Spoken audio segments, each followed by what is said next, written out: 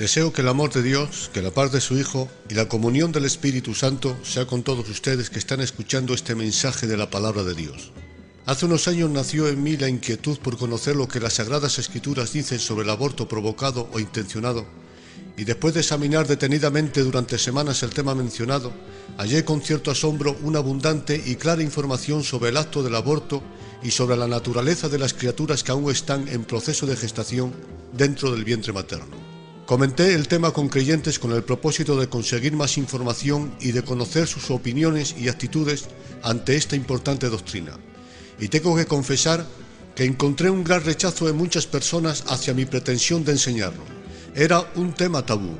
Todo esto me llevó a aparcar la doctrina del aborto entre mis otros apuntes y a olvidarme totalmente de ella. Pero en este tiempo he podido ver y entender varias cosas con respecto al aborto. Primero, que hay mucha ignorancia en la sociedad y en los creyentes sobre la naturaleza del aborto y cuál es la posición de Dios ante tal práctica. Segundo, que la mentalidad de la sociedad ha cambiado considerablemente en todos los conceptos y aspectos de la vida. Y con respecto a la acción de abortar, no existe excepción. Incluso el pueblo gitano, que siempre ha considerado el aborto como una gran abominación, hoy, gran parte de la juventud del mencionado pueblo, influenciado por las enseñanzas de una sociedad que está perdiendo la sensibilidad, ya no ven el aborto tan grave. Tanto es así que ya vemos cómo mujeres gitanas acuden a clínicas y otras recurren a ciertos fármacos abortivos para interrumpir el embarazo. En algunos casos, estas mujeres son animadas por sus esposos y familiares más cercanos para cometer semejante acción. Y tercero, he podido ver y entender que hay mujeres creyentes que inconscientemente y algunas conscientemente cometen tal acción. Además de lo expuesto, sé que Dios me está demandando que enseñe esta importante doctrina. Una de esas noches en las que examinaba y preparaba el tema del aborto, repentinamente comenzaron a oírse golpes débiles pero continuos en la puerta que daba al portal de mi casa. En aquellos golpes se podía intuir que quienes llamaban estaban huyendo de algo, que estaban dominados por la ansiedad y que necesitaban ayuda. Me levanté de mi cama y por la mirilla de la puerta pude ver que el portal estaba completamente lleno de diminutos bebés en pañales. Sus rostros y sus miradas reflejaban terror, angustia y desesperación. Entonces, el más cercano a la puerta me dijo: «Ángel, ábrenos la puerta y ayúdanos.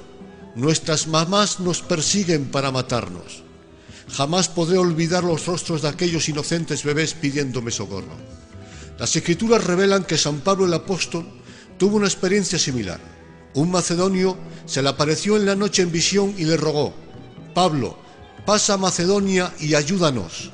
Por medio de esta visión, Dios le estaba pidiendo a San Pablo que fuera a predicar la palabra de Dios a Macedonia.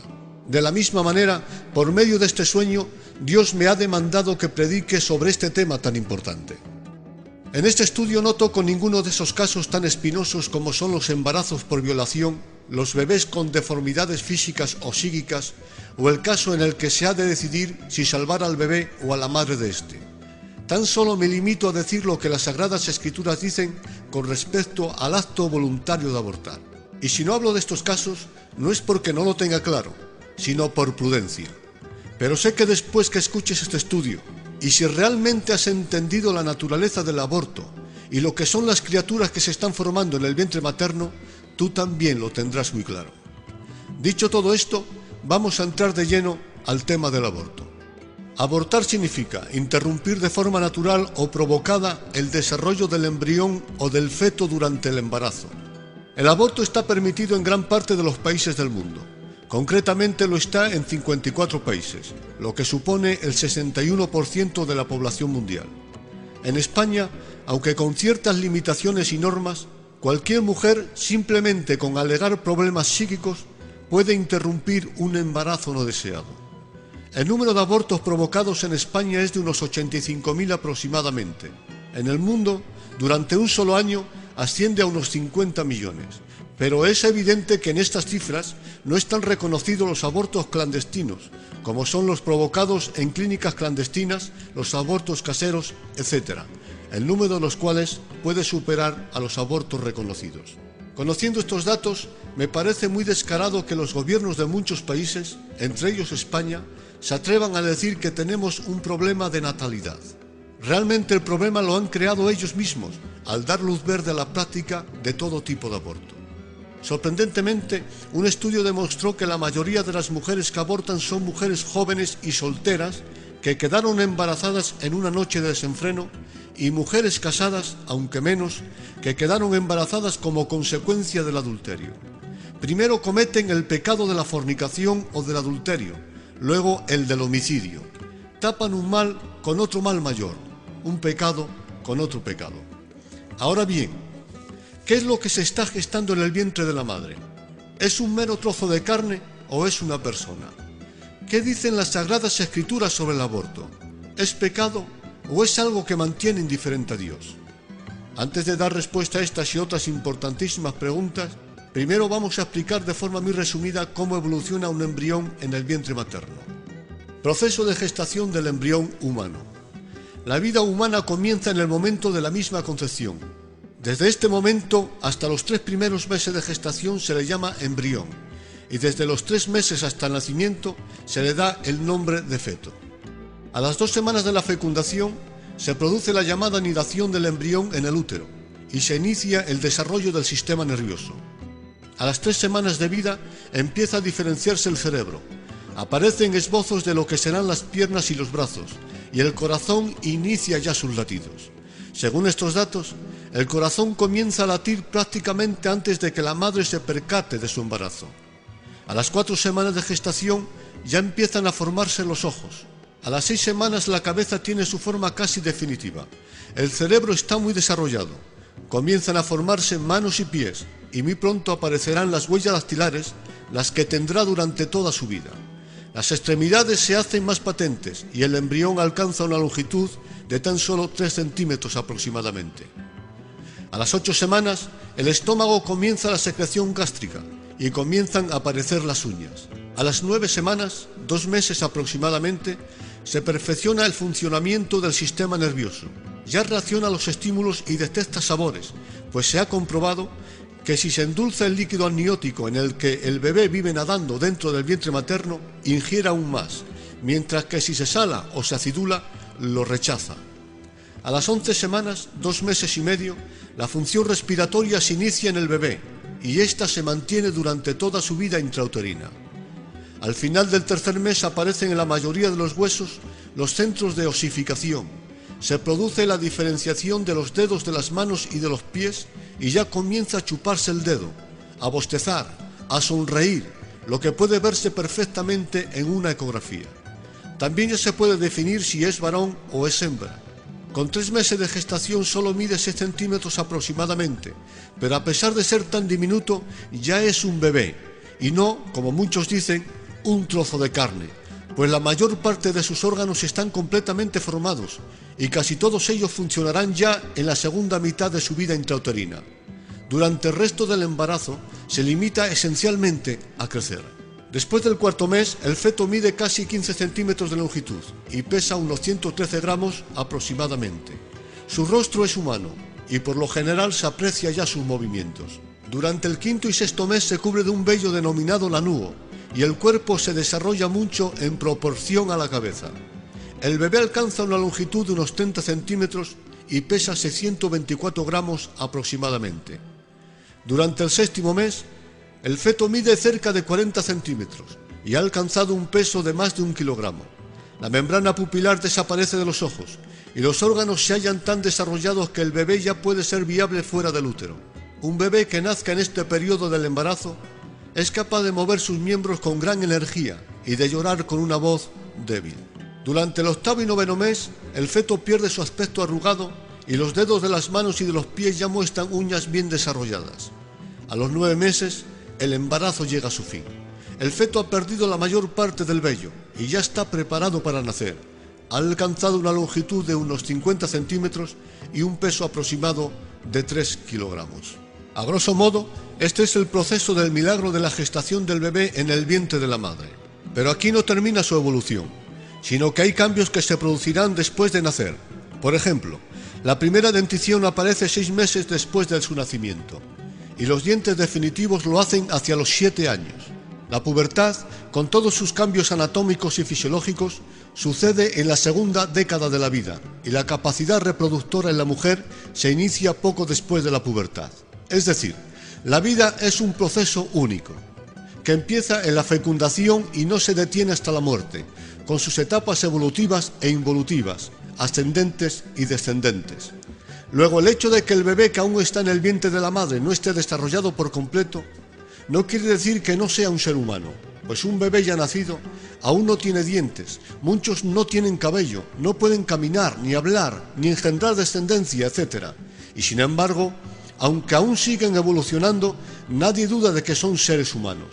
De la misma forma, aunque el bebé en el vientre de la madre no esté formado por completo, esto no significa que no sea un ser vivo.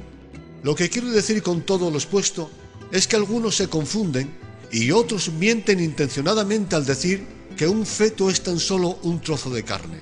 Si su corazón palpita, si mueve sus extremidades con energía, si bosteza, si se chupa el dedo, si parpadea, si ingiere líquido amniótico e incluso sonríe, como se puede ver perfectamente en una ecografía, es porque es mucho más que carne muerta o materia inanimada, es un ser humano. De hecho, el pasado 24 de octubre del año 2006 nació en el Hospital de Batista de Miami una niña de tan solo 5 meses de gestación con un peso de 284 gramos y una altura de 24 centímetros solamente, poco más que el tamaño de un bolígrafo. Después de 4 meses en la incubadora, ha alcanzado un peso de casi 2 kilos y mide 63 centímetros y lleva una vida completamente normal. Ahora bien, ¿qué dicen las Escrituras sobre el aborto? Vamos a considerar 3 declaraciones bíblicas sobre tan importante asunto. Primera declaración bíblica: Dios es el creador de toda la criatura. Así está escrito en el libro de los Hebreos capítulo 1, versículos 2 y 3. Dios, por medio de Cristo, hizo el universo. Cristo es el resplandor de su gloria y la expresión exacta de su naturaleza, quien sustenta todas las cosas con la palabra de su poder. En estas palabras escritas en la carta a los Hebreos, hallamos resumidas 2 profundas verdades en lo que refiere a la creación del universo. Primero, que Dios es el creador de todas las cosas. Esto lo hallamos en la frase: Dios, por medio de Cristo, hizo el universo. Juan el apóstol también dijo: todas las cosas por Él fueron hechas, y sin Él, nada de lo que ha sido hecho hubiera sido hecho. Segunda verdad que hallamos en el libro de los Hebreos: que Dios ha dejado establecidas unas inteligentes leyes para regir y para sustentar todas las cosas que Él mismo creó. Esto lo hallamos en la frase: Él sustenta todas las cosas con la palabra de su poder. Entre las innumerables cosas hermosas que Dios creó está la creación del genoma humano. Y entre todas las leyes naturales que estableció para regir y preservar el universo, están las maravillosas y sorprendentes leyes que rigen la gestación de los embriones humanos. La ciencia ha sido capaz de descifrar gran parte del genoma humano y de explicar el procedimiento del milagro de la gestación. Pero existen aún muchas cosas que los científicos aún no son capaces de entender ni de explicar. Por ejemplo, está demostrado científicamente que a los 22 días de la fecundación y cuando el corazón del embrión tan solo tiene el tamaño de una semilla de amapola, una de las células que lo componen repentinamente da un primer latido, causando un efecto dominó en todas las demás células que componen el diminuto corazón. Progresivamente van latiendo una a una hasta que todo el corazón en conjunto comienza a palpitar. Inevitablemente surge aquí una pregunta: ¿quién da la orden a esa primera célula para que espontáneamente dé el primer latido? La Biblia dice: en él estaba la vida, y la vida era la luz de los hombres. Otro de los grandes misterios para la ciencia es el por qué el cuerpo de la mujer, que se rebela contra todo tumor, contra todo virus, infecciones o cualquier especie de enfermedad que aparece en él, ahora que ha concebido un embrión que va creciendo cada vez más, hasta alcanzar incluso los 5 kilos de peso, el cuerpo de la mujer no solo no reacciona en contra de él para destruirlo, sino que además le recibe, le protege, le abraza y le alimenta. Tanto es así que los órganos vitales de la mujer encinta, como lo es el corazón, se echa hacia un lado para hacerle sitio al bebé. La ciencia no lo entiende, pero los creyentes sabemos que toda esta maravillosa forma de racionar del organismo de la mujer encinta a favor del embrión que ha concebido no es otra cosa que la obediencia a las leyes de Dios que rigen el universo. La gloria es para Dios. Por lo tanto, el hecho de que Dios haya establecido sabias leyes que rigen la maravilla de la fecundación y la gestación del ser humano, le convierten en el creador y dador de toda la vida humana. Así lo entendió y escribió David bajo inspiración divina. Porque tú, oh Dios, formaste mis entrañas, me entretejiste en el vientre de mi madre. Ahora bien, algunos se pueden preguntar, si es Dios quien forma los embriones, ¿por qué nacen niños con malformaciones físicas o psíquicas? Como ya hemos dicho, Dios no interviene directamente y personalmente con sus propias manos en la formación de cada embrión, sino que lo hace a través de las leyes que Él estableció en la naturaleza. Dios creó con sus propias manos a Adán y a Eva, y en cada uno de ellos Dios implantó el maravilloso y misterioso código genético, y les dijo, creced y multiplicaos, y llenad la tierra. O sea, Dios creó una pareja perfecta con un código genético perfecto, para que la descendencia que engendraran fuera también perfecta físicamente como lo eran ellos, y convertirse así en los padres de la raza humana. Así está escrito, y de una sola sangre Dios ha hecho todo el linaje de los hombres. La revisión de Reina Valera revisada dice así, de uno solo ha hecho toda la raza de los hombres para que habiten sobre toda la faz de la tierra. La primera traducción mencionada dice que Dios creó la especie humana de una sola sangre. La segunda traducción dice de uno solo. Pero si la Biblia se hubiera escrito en este siglo, posiblemente el apóstol hubiera escrito, y de un solo genoma Dios ha hecho el linaje de los hombres. Esto corrobora lo ya expuesto anteriormente, que Dios solo creó directamente a Adán y a Eva, y de esta pareja Dios hizo toda la especie humana.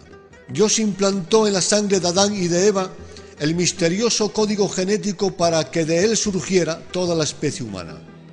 Lucas también nos aclara esta verdad en el linaje del Mesías.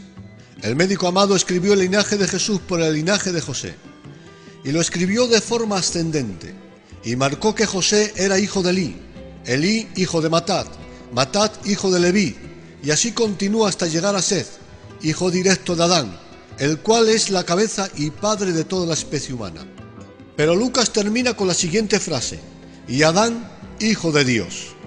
Esto quiere decir que tan solo Adán es criatura directa de Dios, los demás somos descendientes de Adán.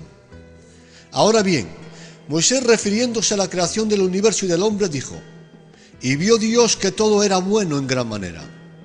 Esta frase quiere decir que si Adán no hubiera desobedecido a Dios, toda la descendencia de Adán y de Eva, o sea, toda la raza humana, sería perfecta físicamente. No existirían la vejez, ni la enfermedad, ni el deterioro físico, ni los abortos casuales, ni las malformaciones físicas o psíquicas, ni siquiera los fuertes dolores de parto, los cuales son consecuencia de la desobediencia del hombre.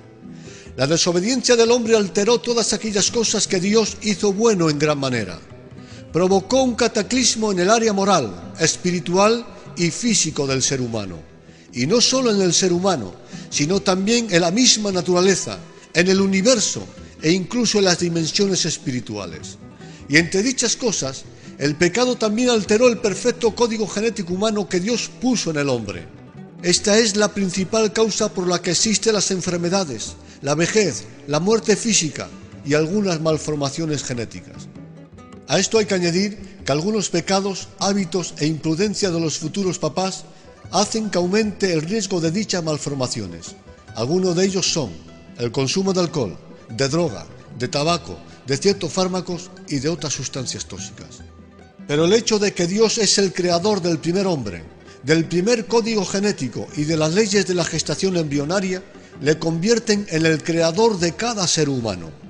Así está escrito en el Salmo 127, versículo 3, herencia de Jehová son los hijos. Vuelvo a repetir las palabras ya mencionadas de David, porque tú, oh Dios, formaste mis entrañas, me entretejiste en el vientre de mi madre.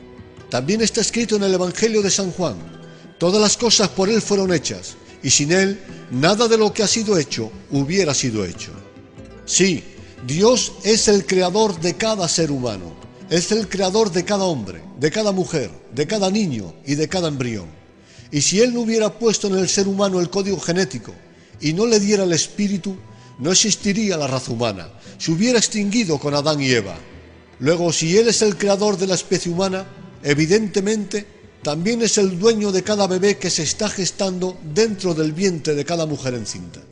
El libro de Job dice en el capítulo 42, versículos 12 y 13, «Y bendijo Jehová a Job, y tuvo 7 hijos y 3 hijas». En otras palabras, cada niño o cada niña es una bendición que Dios nos concede a cada matrimonio, para que además de aportarnos alegrías, les cuidemos, eduquemos y enseñemos cómo conducirse en la vida humana y espiritual. Es Dios el verdadero creador y dueño de cada criatura, y no solo de cada criatura, sino de todo el universo. Esto significa que no tenemos ningún derecho de impedir que se forme y de que nazca el bebé que ya ha sido engendrado, pues no es nuestro, sino de Dios. Como está escrito, suya es la tierra y toda su plenitud. Y también está escrito en la palabra, todas las cosas son hechas por Él y para Él. La gloria es para Dios. Segunda declaración bíblica. Dios ama a los embriones humanos. Dice el Salmo 127, versículo 3. Cosa de gran estima es el fruto del vientre. El verbo estimar significa considerar y apreciar a alguien o algo por su calidad o circunstancia. Luego podemos leer el texto bíblico de la siguiente manera. Cosa de gran consideración y aprecio por su calidad es el fruto del vientre. Dios estima a los embriones. David también escribió, «Pero tú eres el que me sacó del vientre. Sobre ti fui echado desde antes de nacer. Desde el vientre de mi madre, tú eres mi Dios». Esta última frase nos revela que Él se ofrece y se convierte en el Dios de cada criatura. La Nueva Versión Internacional escribe el texto citado de la siguiente forma: «Fui puesto a tu cuidado desde antes de nacer». Estas palabras demuestran que Dios se preocupa de tales criaturas o embriones. Ciertamente vivimos en una sociedad en la que impera un espíritu de discriminación. Se menosprecia y desprecia al mendigo, al extranjero, a las razas minoritarias, al anciano, a la mujer y sobre todo a los bebés que se están aún gestando en el vientre de sus mamás. Pero Dios no es como el hombre. Dios no tiene orgullo. Dios no menosprecia a nadie. Nadie pasa desapercibido ante sus ojos. Así está escrito en la palabra. Dios es grande, pero no desestima a nadie. Un bebé en proceso de gestación es de gran estima para Dios. Está escrito también en el Salmo 139, versículo 16. Tus ojos, oh Dios, vieron mi embrión. En la traducción bíblica Nueva Versión Internacional, la frase mencionada está escrita de la siguiente manera: tus ojos vieron mi cuerpo en gestación. Dios ya piensa en los diminutos embriones y sin lugar a dudas Dios ama a cada una de esas criaturas que se están gestando dentro de cada mujer encinta y lo hace con un amor infinito, inalterable y eterno. Tercera declaración bíblica.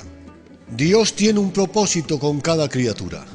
El profeta Jeremías manifestó: vino a mí palabra de Jehová diciendo, antes que yo te formase en el vientre te conocí.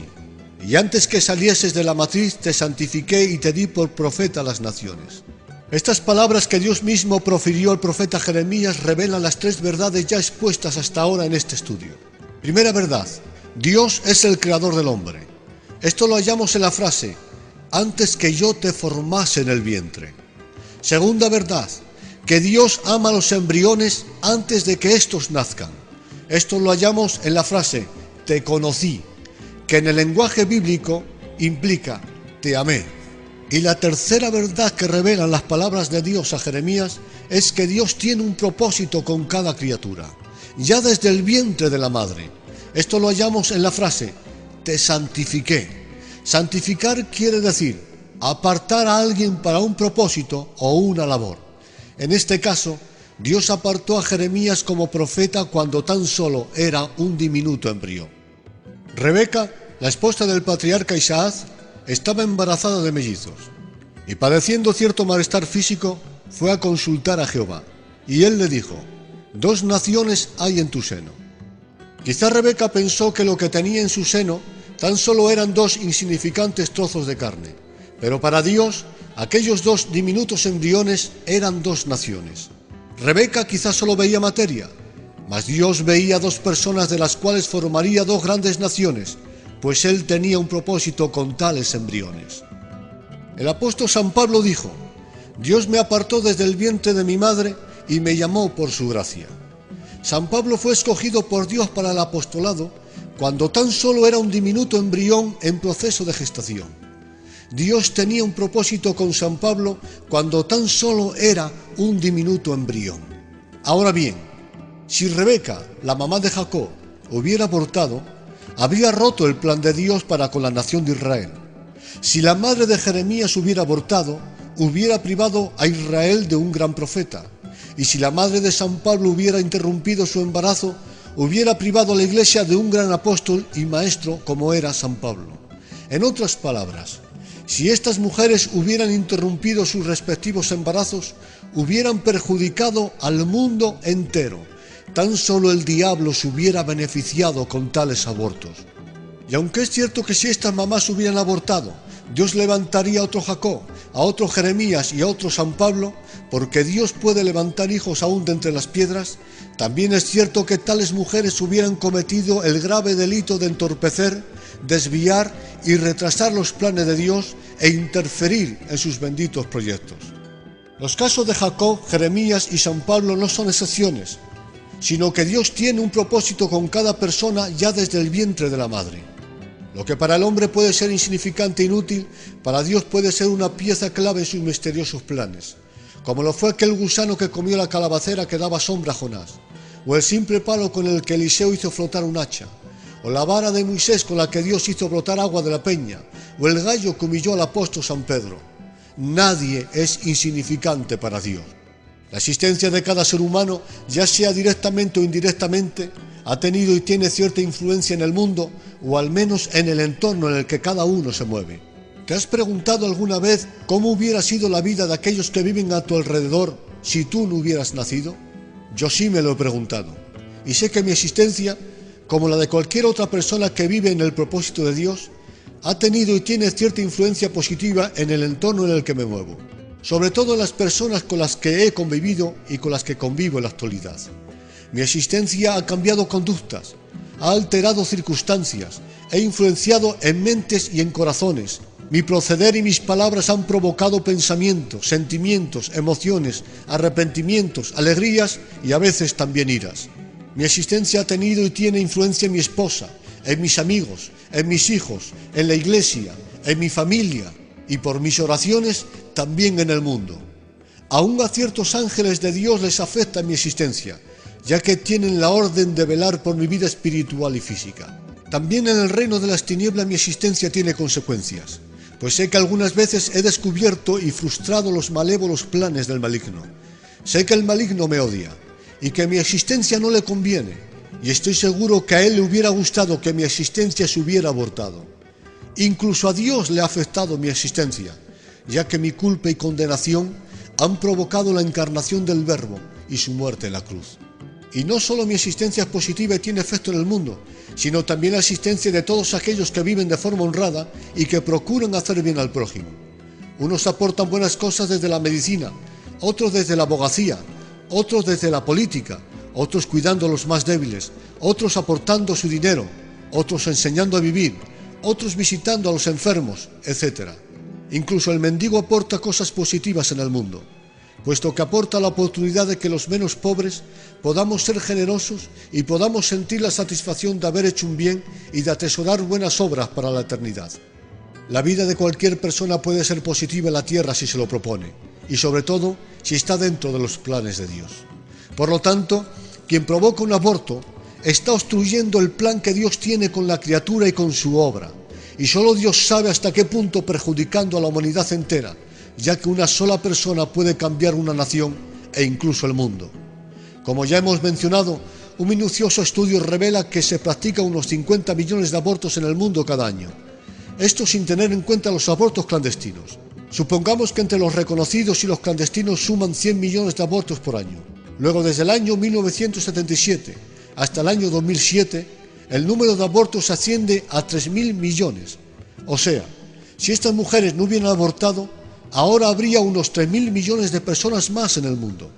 Y yo me pregunto, si estos 3.000 millones de bebés hubieran nacido, ¿hoy el mundo sería igual? ¿Habrían influenciado de tal forma estos bebés como para cambiar el mundo y la historia? Seguramente nunca lo sabremos. Pero hay algo importante que sí sabemos, y es que Dios tiene un hermoso plan con cada individuo, con cada hombre, con cada mujer, con cada niño y con cada bebé que ahora se está gestando en el seno de cada mamá, y que provocar un aborto es alterar los benditos planes. Ahora bien, ¿qué es esa criatura que se está formando en el vientre de una mujer? ¿Es solo materia o también posee alma? ¿Es un cuerpo muerto o tiene vida propia como cualquier bebé ya nacido? Veamos lo que enseñan las Sagradas Escrituras.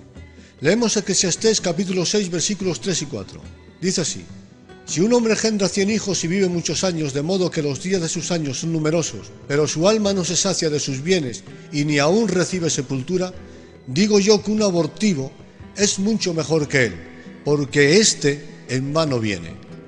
Salomón, refiriéndose al embrión, no dice esto como si de un objeto o de un trozo de carne se tratara, sino que dice este, término que se le aplica a una persona, porque un embrión o feto humano no es algo, sino alguien. El santo Job, reconociendo a Dios como su creador, dijo: tus manos me hicieron y formaron, me vestiste de carne y de piel, y me tejiste con huesos y nervios, vida y misericordia me concediste, tu cuidado guardó mi espíritu. Libro de Job capítulo 10.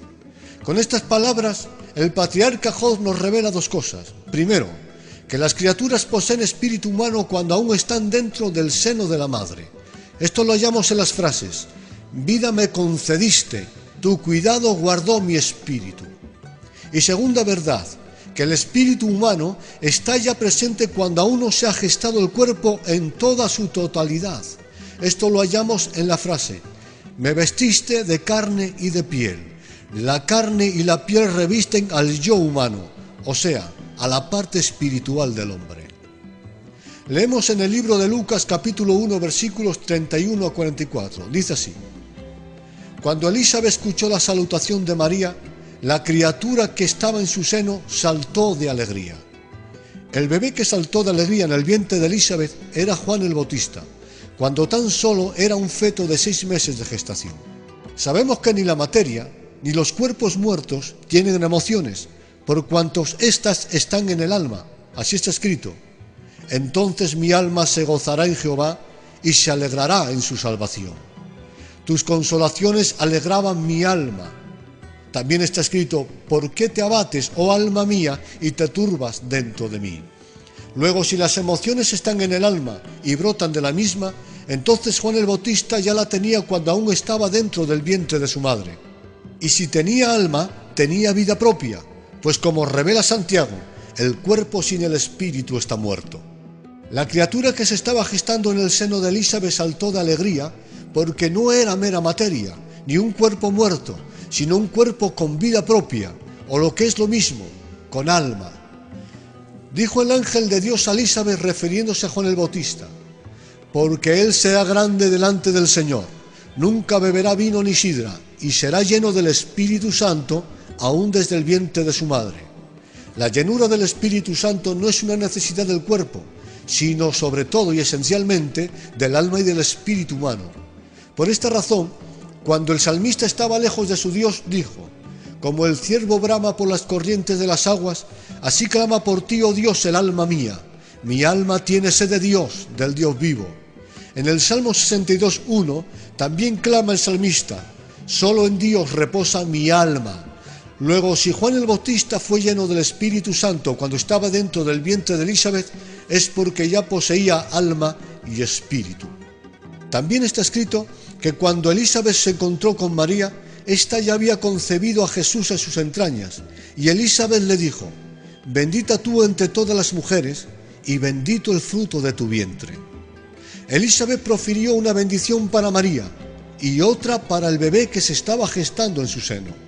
Aquí hay que destacar que en el encuentro de María con Elizabeth, ésta estaba embarazada de 6 meses, pero María solo hacía días que había concebido por obra y gracia del Espíritu Santo. Luego Juan era un feto de 6 meses, pero Jesús, el hombre, tan solo era un embrión de pocos días de gestación.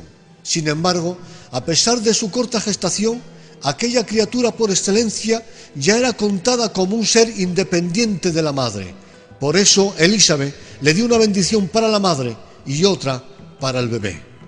El momento en el que el alma entra en el bebé en gestación no lo puedo afirmar, pues no cuento con la suficiente información bíblica para afirmar nada. Tampoco he encontrado a nadie que se atreva a asegurar cuándo es el momento de la fusión del espíritu y del alma con el cuerpo en gestación. Personalmente, pienso que el reconocido teólogo Louis Schaeffer no estaba muy equivocado cuando dijo que el espíritu humano sí lo da Dios directamente, pues así está escrito en las Sagradas Escrituras. Pero puesto que el hombre nace con el alma contaminada por la naturaleza pecaminosa, no es Dios quien la da directamente, dice el reconocido teólogo, sino que es transmitida de padres a hijos. Por lo tanto, si esto fuera así, como dice el prestigioso teólogo, entonces el alma ya estaría presente en el mismo momento de la concepción. Es cierto que no podemos asegurar cuándo es el momento exacto de la fusión del alma en los embriones, pero lo que sí asegura la ciencia es que el ADN de cada ser humano es absolutamente único e individual para siempre. Por lo tanto, desde el comienzo de la primera célula en adelante, existe un nuevo y totalmente diferente ser humano. Si se destruye esa célula o las que después se desarrollarán, puesto que ese ADN humano no ha existido antes ni volverá a existir otra vez, sería destruir un ser único. Esto nos deja ver que aunque un embrión es alimentado por la madre a través del cordón umbilical, ya es una persona, un ser, una vida con propia autonomía.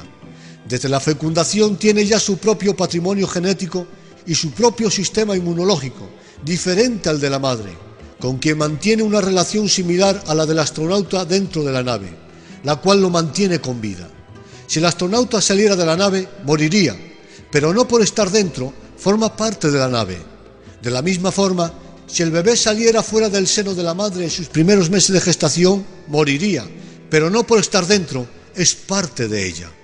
Luego, si la ciencia del ADN establece sin duda alguna que esta primera célula humana y todas las que después se forman no son parte del cuerpo de otra persona, entonces el embrión no es parte del cuerpo de la mujer. Con esto se anula el falso argumento de las mujeres que dicen: yo aborto porque soy libre para escoger lo que quiero hacer con mi propio cuerpo. No, abortar no es desprenderse de una parte del cuerpo de la mujer, sino la destrucción de un ser vivo independiente de la madre. Ahora bien, puesto que la criatura que se está gestando en el seno de la madre tiene alma, entonces tiene vida, es un ser vivo. Por lo tanto, un aborto, ya sea casual o provocado, no es otra cosa sino la defunción o fallecimiento de una persona. Leemos para ello en el libro de Job capítulo 3, dice así: ¿por qué no morí yo en la matriz, o expiré al salir del vientre? Pues ahora estaría yo muerto. Job, en un momento de amargura, deseó haber muerto, o bien en el parto, o bien cuando aún se estaba gestando en la matriz de su madre. Aquí Job nos está revelando que el aborto casual o espontáneo es el fallecimiento de una persona. ¿Por qué no morí yo en la matriz?, dijo nuestro hermano Job. También utiliza el verbo expirar, palabra que se utiliza para expresar el momento en el que el espíritu abandona el cuerpo en el instante de la muerte. Así está escrito en el Evangelio de Lucas. Entonces Jesús, gritando a gran voz, dijo: Padre, en tus manos encomiendo mi espíritu. Y habiendo dicho esto, expiró. Luego una criatura en el seno de la madre expira y muere de la misma forma que lo hace una persona adulta, por cuanto posee espíritu, por cuanto tiene vida. Leemos en el libro de Jeremías capítulo 20, dice así: atención, maldito el hombre que dio la noticia a mi padre diciendo: hijo varón te ha nacido, haciendo así alegrar mucho a mi padre. ¿Por qué no me mató en el vientre? Y mi madre hubiera sido mi sepulcro y su vientre embarazado para siempre. Morir no es lo mismo que matar. Morir es una experiencia natural e involuntaria. Significa perder la propia vida, mientras que matar es un acto voluntario. No es perder la vida, sino quitarla, y tiene que ver con el asesino, con el verdugo o el suicida. Pues el verbo matar significa, literalmente, dar muerte, sacrificar, quitar la vida. Luego, atención, Jeremías dijo: ¿por qué el hombre que dio la nueva de mi nacimiento, mi padre, no me mató en el vientre? Aquí el profeta Jeremías no se está refiriendo al aborto casual o natural, sino al aborto intencionado y provocado. Luego, quien provoca un aborto comete un delito contra el santo mandamiento que dice: no matarás. Y no solamente está cometiendo un pecado, es que está destruyendo a un ser vivo. En el libro de Éxodo, capítulo 21, versículos 22 y 24, dice así: cuando algunos riñeren e hirieren a una mujer embarazada y ésta abortare, pero sin haber muerte, el culpable será multado. Mas si hubiere muerte, entonces pagará vida por vida. El texto leído es un artículo de la ley de Moisés dada a Israel. Dicho artículo fue establecido por el mismo Dios para darles protección a la mujer y a los bebés. El artículo dice que si en una riña una mujer embarazada resultara lastimada y abortara, pero no hubiera muerte, el causante de tal incidente debería pagar el daño causado de acuerdo con lo que determinaran los jueces. Pero si hubiera muerte, entonces debería pagar con su propia vida, ojo por ojo, diente por diente, en este caso, muerte por muerte. En este mandamiento hallamos que Dios da el mismo valor a la vida de un bebé no nacido como a la de un bebé ya nacido o a la de un adulto. Ahora bien, embrión o feto son los nombres que la ciencia, la medicina y la sociedad damos a los bebés que aún no han nacido. Tales nombres no son incorrectos, ya que embrión significa ser vivo. Sin embargo, la mayoría de las personas ignoran que un embrión es un ser vivo. Más bien cree que un embrión es un simple pedazo de carne sin alma y sin vida. De alguna manera, por la ignorancia que existe sobre lo que es en realidad un embrión o un feto, darles tales nombres, sin explicar el significado de ellos, es una forma de enmascarar la verdad, es una manera de restarle la gravedad que tiene el aborto. En una ocasión, una mujer decidió interrumpir su embarazo porque ya tenía varios hijos. Cuando iba a ser intervenida, una enfermera le preguntó: ¿tiene usted más hijos que este? Aquellas palabras despertaron la conciencia de aquella madre, ya que le hizo ver que aquello que iba a arrancar de su vientre no era un simple pedazo de carne, sino su propio hijo.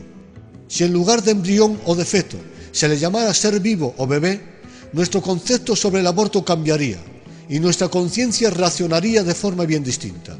Por ejemplo, no es lo mismo preguntarle a una mujer embarazada: ¿quiere usted desprenderse del embrión?, que preguntarle: ¿quiere usted desprenderse de este ser vivo? Seguro que no tendría el mismo efecto en la conciencia de la mujer encinta la pregunta: ¿quiere desprenderse usted del feto?, que la pregunta: ¿quiere usted desprenderse de su bebé? O ¿quiere usted matar a su hijo? Abortar no significa desprenderse de una parte del cuerpo de la mujer, como puede ser un apéndice o un riñón enfermo. Tampoco es el desprendimiento de un tumor o la amputación de una extremidad engangrenada del propio cuerpo de la mujer. Abortar es cegar una vida que es totalmente independiente de la madre, es destruir a un bebé, es un infanticidio, un asesinato. Más aún, abortar es exterminar al propio hijo. El cristianismo está en contra de todo tipo de muerte provocada, puesto que creemos que solo Dios, el dador de la vida, tiene autoridad sobre la vida humana. Los cristianos estamos en contra del suicidio, de la eutanasia, de la pena de muerte, de las guerras y de cualquier otro tipo de violencia y asesinatos. Pero me atrevo a decir que aunque todos los asesinatos son crueles e injustos, el del aborto supera a todos. Si dudas de lo que estoy diciendo, te ruego que consideres las siguientes reflexiones.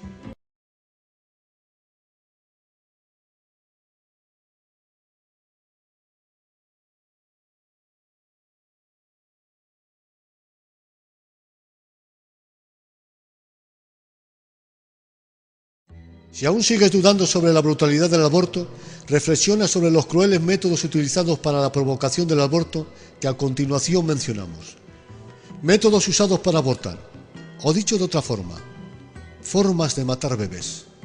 Vamos a explicar por encima los métodos de aborto más utilizados por la medicina, con el permiso de Aciprensa, de la cual he tomado la siguiente información. Primero, provocación de aborto mediante prostaglandinas. Este fármaco provoca un parto prematuro durante cualquier etapa del embarazo. Se usa para llevar a cabo el aborto a la mitad del embarazo y en las últimas etapas de este. Su principal complicación para la medicina es que el bebé a veces sale vivo, también puede causarle graves daños a la madre. Un segundo método utilizado es el llamado RU486. Se trata de un fármaco abortivo empleado conjuntamente con una prostaglandina, que es eficiente si se emplea entre la cuarta y sexta semana del embarazo.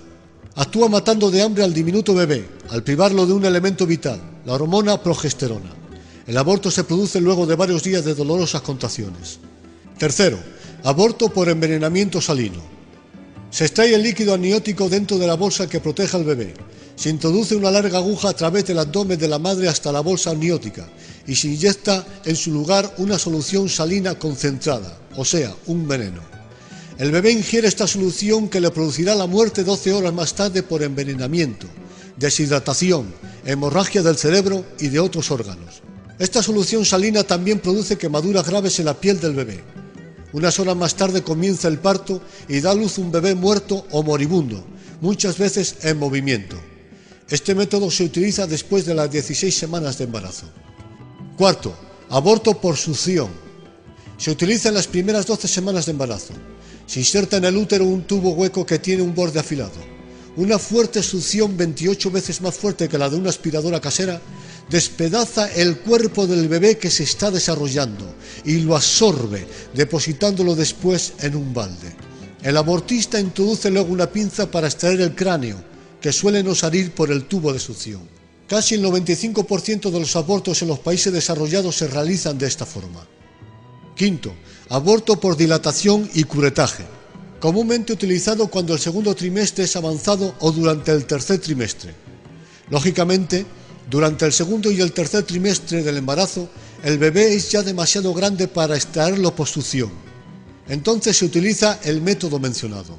En este método se utiliza una cureta o cuchillo provisto de una cucharilla filosa en el extremo, con la cual se va cortando al bebé en pedazos con el fin de facilitar su extracción. La cureta o cuchilla se emplea para desmembrar o descuartizar al bebé, sacándose luego en pedazos con ayuda de los forceps. Tras esta operación, como si de un puzzle se tratara, se tiene que armar el cuerpecito del bebé para asegurarse de que no ha quedado nada dentro de la madre. Un sexto método es llamado histerectomía u operación cesárea. Este método es exactamente igual que una operación cesárea hasta que se corta el cordón umbilical, salvo que en vez de cuidar al niño extraído, se le deja morir. Tal cesárea no tiene el objeto de salvar al bebé, sino de matarlo. Un séptimo método utilizado por la medicina es el llamado DIX, también llamado nacimiento parcial, a las 32 semanas de gestación. Este es el método más espantoso de todos. Suele hacerse cuando el bebé se encuentra muy próximo de su nacimiento. Guiándose por una ecografía, el abortista introduce unas pinzas y agarra con ellas una piernecita, después la otra, seguida del cuerpo hasta llegar a los hombros y brazos del bebé. Así extrae parcialmente el cuerpo del bebé como si éste fuera a nacer, salvo que deja la cabeza dentro del útero. Como la cabeza es demasiado grande para ser extraída intacta, el abortista entierra unas tijeras en la base del cráneo del bebé que aún está vivo y las abre para ampliar el orificio. Entonces inserta un catéter y extrae el cerebro mediante succión. Este procedimiento hace que el bebé muera y que su cabeza se desplome. A continuación extrae a la criatura. Yo he podido ver en fotografías y en vídeos el estado en que quedan los cuerpos de algunos bebés después de arrancarlos del vientre materno. Dependiendo del método que usen y del tiempo de gestación, unos terminan prácticamente triturados, otros cubiertos de quemaduras y moratones, y otros seccionados por las extremidades, literalmente despedazados. Como podemos ver, el aborto como único fin es inhumano, una crueldad, una atrocidad, una monstruosidad. Ciertamente, los bebés sufren lo indecible cuando se provoca el aborto. Conociendo lo terrible que es el aborto, me parece increíble ver cómo los gobiernos sancionan a los fumadores por fumar en un lugar público, multan por no llevar puesto el cinturón de seguridad en el coche y encarcelan a un conductor por conducir tras ingerir un vaso de vino y sin embargo toleran y apoyan el aborto. Se cumplen en ello las palabras de Cristo: cuelan el mosquito, pero se tragan el camello. Ahora bien, aparte de los métodos mencionados utilizados por la medicina, existen otros que son utilizados por la madre. Son los llamados métodos caseros. Uno de ellos es la conocida píldora del día después. La píldora del día después es llamado anticonceptivo de emergencia. Es como una píldora anticonceptiva, pero con más alta dosificación. Se recomienda su uso tras una relación durante un periodo de 72 horas para prevenir o terminar el embarazo. La píldora del día después tiene 3 formas de funcionamiento. Primero, inhibir o impedir la ovulación, con lo que el óvulo no llega a madurar. Segundo, retrasar la ovulación. Y tercero, irritar las paredes del útero de modo que si la primera y la segunda acción fracasaran y la mujer quedara embarazada, haría imposible la implantación del embrión en el útero. Es decir, que si ocurre la tercera acción, el cuerpo de la mujer rechazará el embrión al no poder implantarse en el útero. Dicho de otra forma, si la mujer, cuando tomara la píldora, estara embarazada, las altas dosis podrían matar al embrión. Esto es llamado por la medicina aborto químico. Los científicos, médicos y teólogos de la Academia Apostólica para la Vida han respondido a esta afirmación en un documento hecho público en el que aseguran que nos encontramos ante un instrumento abortivo más que anticonceptivo. Incluso el director del Instituto de Bioética de la Facultad de Posgrado de Ciencias de la Salud manifestó sobre el mecanismo de la píldora del día después lo siguiente: la administración de la píldora tiene como objeto fundamental la eliminación del embrión mediante un efecto antiimplantatorio. Lo que se pretende a toda costa es evitar una gestación. Todo lo expuesto lo corrobora el mismo laboratorio que elabora y comercializa estas píldoras. La píldora del día después ninguna mujer debería usarla, y mucho menos las mujeres creyentes, puesto que la píldora del día después es un aborto de guante blanco. La mujer cristiana que la ingiera conociendo sus efectos abortivos comete un serio pecado de intención contra el dador de la vida, aun cuando no haya aborto. Y no solo se comete un delito de aborto cuando se usa la píldora del día después, sino también cuando se ingiere cualquier otro fármaco con la intención de interrumpir el embarazo, o cuando se recurre a la violencia o maltrato del propio cuerpo, como por ejemplo el hacer movimientos violentos, arrojarse por una escalera, etc., para luego decir que el aborto fue por causa natural o accidental. Que nadie se engañe a sí mismo. Ante Dios, que ve y juzga las intenciones del corazón, todos estamos descubiertos. Toda mujer, y sobre todo toda mujer que tema a Dios, en el momento que conoce o intuye un posible embarazo, debe poner todo su interés y solicitud para que la criatura sea gestada y que nazca con toda normalidad. El no hacerlo así supondría un serio pecado contra Dios. Todo matrimonio, antes de elegir un anticonceptivo, deben buscar y tener una completa información sobre el funcionamiento y efecto de estos, no sea que por la ignorancia utilice alguno que sea abortivo. De hecho, existen algunos de ellos, muy utilizados en estas últimas décadas, que tienen como último recurso de funcionamiento el impedir la implantación del embrión en el útero y por consiguiente provocar el aborto. Vuelvo a repetir, toda pareja busque la máxima información del funcionamiento de cualquier anticonceptivo, puesto que existen algunos muy utilizados en la actualidad que son abortivos. Además de esto, hay muchos profesionales de la medicina que no suelen dar una información completa. Algunos incluso la ocultan intencionadamente, puesto que están a favor del aborto. Vamos a considerar ahora la posición de algunas autoridades ante el aborto provocado. Primero, posición de la Iglesia Católica ante el aborto intencionado. La tradición de la Iglesia ha sostenido siempre que la vida humana debe ser protegida y favorecida tanto desde su comienzo como en las diversas etapas de su desarrollo. Oponiéndose a las costumbres del mundo grecorromano, la Iglesia de los primeros siglos ha insistido sobre la distancia que existe entre las costumbres mundanas de las costumbres cristianas. En la enseñanza católica se dice claramente: no matarás con el aborto al fruto del seno y no harás perecer al niño ya nacido. Atenágoras hace notar que los cristianos consideran homicidas a las mujeres que toman medicinas para abortar. Condena a quienes matan a los hijos, incluidos a los que viven todavía en el seno de la madre, donde son ya objeto de atención por parte de la providencia divina. Tertuliano, uno de los primeros padres de la Iglesia, afirma con claridad el principio esencial. Él dijo: es un homicidio anticipado el impedir el nacimiento. Poco importa que se suprima la vida ya nacida o que se la haga desaparecer al nacer. Es ya un hombre aquel que está en camino de serlo. El decreto de Graciano refiere estas palabras del Papa Esteban V. Él dijo: es homicida quien hace perecer por medio del aborto lo que había sido concebido. Más recientemente, el Concilio Vaticano II, presidido por Pablo VI, ha condenado muy severamente el aborto diciendo: la vida desde su concepción debe ser salvaguardada con el máximo cuidado. El aborto y el infanticidio son crímenes abominables. Queda claro que la Iglesia Católica condena severamente el aborto provocado. Vamos a considerar ahora cuál es la posición de la ley moral ante el aborto intencionado. La práctica del aborto provoca un impacto emocional en la mayoría de las personas que lo realizan. En primer lugar, el aborto intencionado provoca un impacto emocional sobre la madre. En un estudio realizado sobre pacientes posaborto a solo 8 semanas de haber abortado, los investigadores hallaron que el 44% se quejaba de trastornos nerviosos, el 36% había sufrido alteraciones del sueño, el 31% tenía arrepentimientos por la decisión tomada y al 11% le habían sido prescritos fármacos psicotrópicos por su médico de cabecera. Un estudio retrospectivo que abarcaba un periodo de 5 años en 2 provincias canadienses detectó que la asistencia a los servicios médicos y psiquiátricos eran sensiblemente mayor entre mujeres que habían abortado. Lo más revelador fue la conclusión a la que se llegó, según la cual el 25% de mujeres que habían abortado visitaban a los psiquiatras frente al 3% del grupo del control habitual.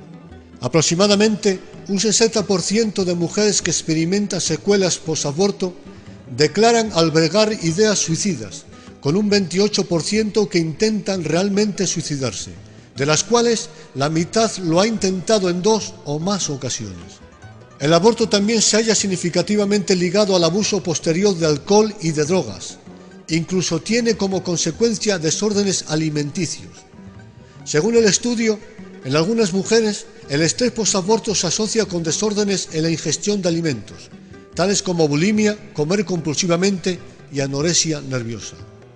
Una enfermera reveló que muchas mujeres, cuando acaban de someterse a un aborto provocado, se arrojan en la sala de recuperación y lloran, mientras exclaman con gran remordimiento: «He matado a mi hijo, acabo de matar a mi propio hijo». Ciertamente, una madre puede extraer a su bebé de su vientre, pero no de su corazón. El tipo de aborto intencionado que venimos tratando también tiene serios efectos emocionales en muchos de los profesionales de la medicina. Quienes se ocupan de realizar esta cruel tarea han escrito y dicho lo suficiente como para demostrar que no se trata de un procedimiento médico cualquiera. Un estudio publicado en 1974 describe que eran frecuentes los pensamientos obsesivos sobre el aborto, depresiones, fatiga, ira, baja autoestima y problemas de identidad. El otro estudio demostró síntomas similares.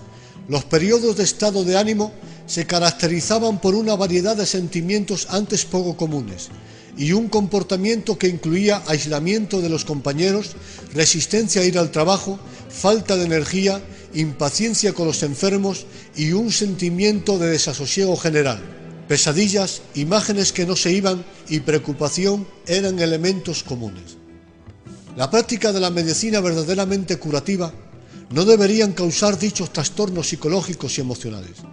Pero es que la práctica del aborto que venimos mencionando no es medicina curativa, ni siquiera es medicina, sino una maldad, una perversidad, un acto de impiedad contra el cual la propia conciencia se revela. Es el sentimiento de culpa el que origina los trastornos emocionales y psicológicos mencionados. Porque el aborto es una transgresión contra la ley moral, contra esa ley moral que todos los humanos tenemos escrita por el dedo del Creador en nuestra conciencia. Vamos a considerar ahora cuál es la posición divina ante el aborto intencionado. ¿Qué dice Dios sobre el aborto? Leemos para ellos Génesis capítulo 25. Dice así: «Y Rebeca concibió gemelos, y estos luchaban dentro de ella, y dijo: si es así, ¿para qué vivo? Y fue a consultar a Jehová. Y le respondió Jehová: 2 naciones hay en tu seno». En la frase de Rebeca, ¿para qué vivo?, se intuye que Rebeca pensó en el suicidio, para acabar así con su vida y con la de los bebés. Pero Dios se lo impidió. Y no solo lo impidió porque amaba a Rebeca, sino también porque amaba a las criaturas que se estaban gestando en su seno. Leemos en el libro de Éxodo capítulo 21, versículos 22 a 24. Dice así: Cuando algunos riñeren e hirieren a una mujer embarazada y ésta abortare, pero sin haber muerte, el culpable será multado. Mas si hubiera muerte, entonces pagará vida por vida. La versión bíblica de Jerusalén refleja el texto leído de la siguiente forma. Atención. Si dos hombres, en el curso de una riña, dan un golpe a una mujer encinta y provocaren el parto sin más daño, el culpable será multado, pero si resultare daño, o sea, muerte, pagará vida por vida. Este artículo de la ley de Moisés fue dado por Dios para dar protección al feto, puesto que para dar protección a los adultos o a los niños ya nacidos, ya se había reflejado un mandamiento contra el homicidio en artículos anteriores, concretamente en Éxodos capítulo 21, versículos 12, 13 y 14. Luego, si quien provocaba un aborto en el que el bebé muriera debía pagar con su propia vida, entonces entendemos que para Dios tiene la misma importancia la vida de un bebé en proceso de gestación que la de un adulto, pues así decía el mandamiento, vida por vida. Leemos Proverbios capítulo 6, versículos 16 y 17. El Señor aborrece las manos que derraman sangre inocente. ¿Existe sangre más inocente que la sangre de un bebé? Génesis capítulo 9, versículo 6, dice así: el que derrame sangre de hombre, por el hombre su sangre será derramada, porque a imagen de Dios se ha hecho el hombre. Un bebé tiene alma y espíritu, posee personalidad, por lo tanto, un bebé es imagen de Dios. Jeremías capítulo 32, versículo 35, dice así: han edificado lugares altos a Baal para hacer pasar por fuego a sus hijos a Moloz, lo cual no les mandé, ni me vino a la mente que hiciesen esta abominación. Israel, imitando a las naciones vecinas, sacrificó a sus hijos pasándolos por fuego, una práctica que ni siquiera pasó por la mente de Dios el ordenarla a su pueblo. ¿Cuál es la diferencia entre la práctica de Israel de pasar a sus bebés por fuego y la del aborto? ¿El fin de las dos prácticas no es el mismo? ¿Terminar con vidas humanas? Israel usaba el fuego, el mundo actual usa las pinzas afiladas, el veneno o las prostaglandinas. Leemos en el libro de Amos capítulo 1, versículo 13, dice así: han cometido tantas maldades que no dejaré de castigarlos, porque para ensanchar sus tierras abrieron en canal a las mujeres embarazadas en la región de Galaad. Abortar intencionadamente es una maldad, un delito contra el santo mandamiento que dice: no matarás. Provocar un aborto como único fin, ya sea de forma legal cara a las leyes humanas o de forma clandestina, es un pecado contra Dios de asesinato. Y no solo peca contra Dios la madre que aborta, sino también todos aquellos que animan a cometerlo, ya sea el esposo, los padres o cualquier otra persona vinculada o no a la madre del bebé. Pues así está escrito: no participes en pecado ajeno. Y también está escrito en el libro de los Gálatas: no participéis en las obras de las tinieblas, sino reprenderlas. Y evidentemente también pecan contra Dios todos aquellos que practican el tipo de aborto del que estamos hablando. Dios no solo condena la práctica del aborto, sino que anima a los matrimonios a tener varios hijos. Así está escrito: he aquí, heredad de Jehová son los hijos, recompensa es el fruto del vientre, bienaventurado el hombre que llena de ellos su aljaba. Si alguno de los que estáis oyendo este mensaje de la palabra de Dios sentís un profundo pesar en la conciencia por haber abortado, animado o participado en un aborto, ya seas la madre del bebé, familiar, amigo o profesional de la medicina, debes saber que las Escrituras dicen que si confesamos nuestros pecados, Él es fiel y justo para perdonar nuestros pecados y limpiarnos de toda maldad. Si tú eres capaz de reconocer tu pecado y de confesarlo hoy a Dios, la sangre de Jesucristo limpiará todo tu pecado. Si tú eres capaz de arrepentirte, Dios es capaz de perdonarte. Dios te ama con un amor eterno e inalterable. Pero también te recuerdo las palabras que Jesús dijo a la mujer pecadora después de perdonarla: ve y no peques más. La gloria es para Dios. No quiero cerrar este estudio sin mencionar una hermosa verdad bíblica con referencia a estos bebés que han sido abortados. Leo en el libro de Job, capítulo 3, versículo 11 a 19. Dice así: ¿por qué no morí en las entrañas, o expiré al salir del vientre? ¿Por qué me recibieron las rodillas? Pues ahora yacería y estaría en quietud. Dormiría y tendría reposo junto con los reyes y los consejeros de la tierra. o con los príncipes que poseían el oro y que llenaban de plata sus casas? ¿Por qué no fui escondido como un abortivo, como las criaturas que nunca vieron la luz? Allí los impíos dejan de perturbar, allí descansan los de agotadas fuerzas. Los prisioneros están juntos en descanso y no escuchan la voz del capataz. Tanto el pequeño como el grande están allí, y el esclavo ya libre de su amo. Job menciona por 3 veces la palabra allí. Alude a un lugar, señala un lugar donde también están los reyes, los consejeros de la tierra o los príncipes. Un lugar donde está el pequeño, el grande y el esclavo ya libre de su amo. Un lugar donde hay quietud, reposo y descanso. Y según Job, los bebés que no llegaron a nacer, sino que murieron en la matriz de sus mamás, ahora están allí, en ese lugar. Ese lugar es el paraíso. Aquí hallamos cumplida con creces las palabras de Jesús: de los niños es el reino de los cielos. Quiero destacar una frase del citado texto. Dice así: ahora dormiría. Job deja bien claro que los bebés que no llegan a nacer, ya sea por un aborto casual o intencionado, ahora duermen. La palabra dormir es utilizada en la Biblia para denotar a los que mueren en la salvación eterna. Así está escrito de la mano de San Pablo. Tampoco queremos, hermanos, que ignoréis acerca de los que duermen, para que no os entristezcáis como los demás que no tienen esperanza. Pues si creemos que si Jesús murió y resucitó, de la misma manera Dios traerá por medio de Jesús y con él a los que han dormido. Pues os decimos esto por palabra de Dios. Nosotros que vivimos, los que habremos quedado hasta que Él venga, de ninguna manera precederemos a los que ya durmieron. Primera de Tesalonicenses capítulo 4. Todas las almas de los que han muerto dentro de la salvación eterna están en un lugar de paz y de descanso, esperando el gran día en el que el autor de la vida dé la orden y los cuerpos resuciten. Y entre todas estas almas de quienes han muerto en la salvación, también están esperando en reposo todos aquellos bebés que no vieron la luz. Puesto que poseen espíritu, es evidente que pasan a la eternidad, ya que el espíritu es eterno. Las Sagradas Escrituras revelan que cuando todos los judíos apartaban con desprecio a los niños que querían acercarse a Jesús, Él dijo: dejad que los niños se acerquen a mí.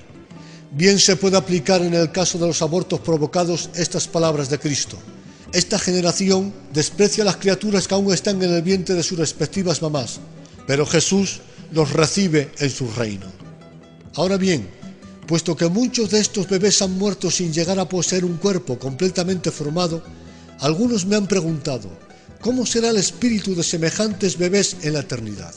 Debemos entender primeramente que es el cuerpo quien precisa del espíritu para existir y vivir, y no el espíritu del cuerpo. El cuerpo sin el espíritu está muerto, dijo Santiago. Cuando el espíritu abandona el cuerpo, éste muere y se torna al polvo. Sin embargo, el espíritu humano sigue existiendo, pues no necesita del cuerpo para existir. Así está escrito: el polvo vuelve al polvo, pero el espíritu vuelve a Dios que lo dio, escribió Salomón. También debemos tener en cuenta que el espíritu no está sujeto ni a la forma ni a los cambios del cuerpo. El cuerpo sufre constantemente cambios, engorda, adelgaza, envejece, se encorva, etc. Pero nada de esto afecta a la forma y a la imagen del alma o del espíritu. El alma y el espíritu pueden experimentar cambios de emociones, de pensamientos, de deseos o de conocimiento, pero nunca en aspecto ni en forma. El espíritu de un hombre de 50 años tiene la misma forma e imagen, si es que se puede decir así, que tenía cuando tan solo contaba con 5 años de edad, pues al espíritu no le afecta el tiempo en este sentido. Así que un bebé que aún está en el vientre de su mamá posee el alma que tendrá a los 30 años o a los 50 años. Por lo tanto, las almas de los bebés que no tuvieron la oportunidad de nacer han entrado en la eternidad a un gozo eterno. Allí están esperando el día de la resurrección, en el que Dios les dará el cuerpo que la naturaleza o sus padres no les quisieron dar. La gloria es para Dios. Ser padre o madre es un privilegio que Dios no ha dado a los ángeles. Ellos ignoran lo que se siente siendo padre, ya que no poseen cuerpo y por lo tanto carecen de código genético. Ellos jamás han vivido la satisfacción que se experimenta al abrazar a un hijo, o al oír un te quiero sincero de sus infantiles voces, ni han sentido la complacencia que solo un padre experimenta al ver cómo sus hijos maduran en el bien. Pero al hombre, que fue creado a imagen y semejanza divina, se le ha concedido el don de engendrar vida y prolongar así la existencia a través de sus hijos. Debemos dar gracias a Dios por concedernos este inefable don. Además del privilegio de ser padres, Dios también nos ha dado a los seres humanos una inteligencia que ninguna otra criatura terrenal posee. Inteligencia que debemos usar en todas las decisiones que tomemos en la vida. Y cómo no, también en el asunto que venimos tratando en ese estudio. Un matrimonio debe usar el sentido común.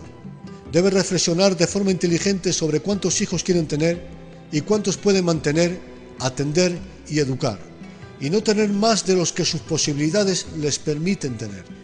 Mi sentido común me dice que es mejor tener 2 bien atendidos y bien alimentados en todas las áreas que tener 7 hijos desatendidos y hambrientos.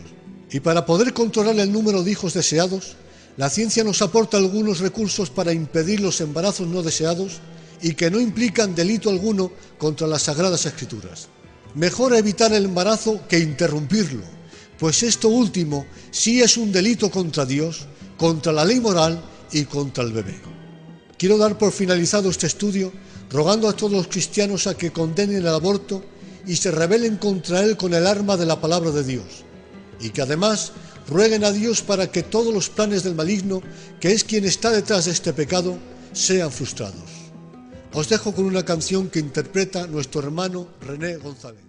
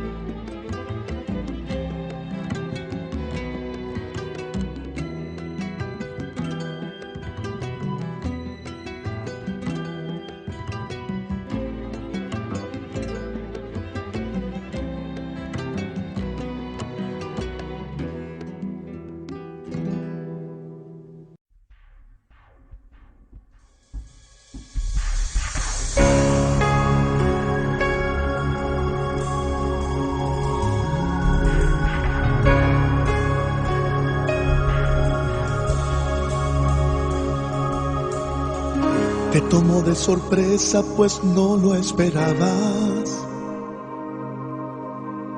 Fue un paso que diste en tu mal proceder, y ahora piensas quedarte callada o dejar que los días declaren lo que encierras dentro de ti. Lo que pasó contigo ha pasado con otras. Solo debes tener confianza y valor. Levántate, no te aflijas, no le quites valor a tu vida, que cada tropiezo en la vida te enseña a crecer. No digas no, todavía no has visto su cara. Escucha su corazón, sus latidos reclaman tu amor. No le dejes morir, tan tierno y pequeño, que tal vez cuando nazca, seguro se parezca a ti.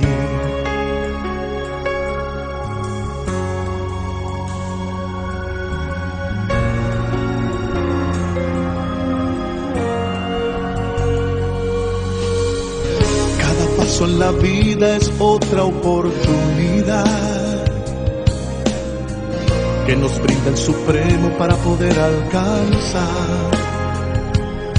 lo que ayer se nos fue de las manos, que todavía esto no ha terminado, que no importa lo que el mundo diga, hay que continuar. No digas no, todavía no has visto su cara, escucha su corazón, sus latidos reclaman tu amor. No le dejes morir, tan tierno y pequeño, que tal vez cuando nazca seguro se parezca a ti.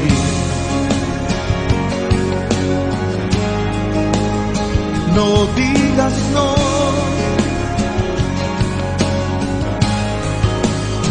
no digas no.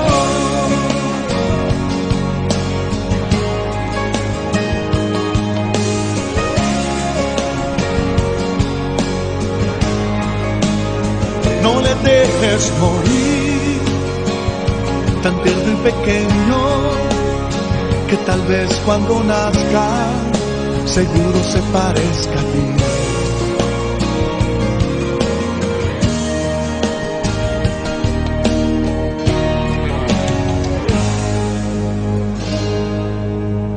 No digas no,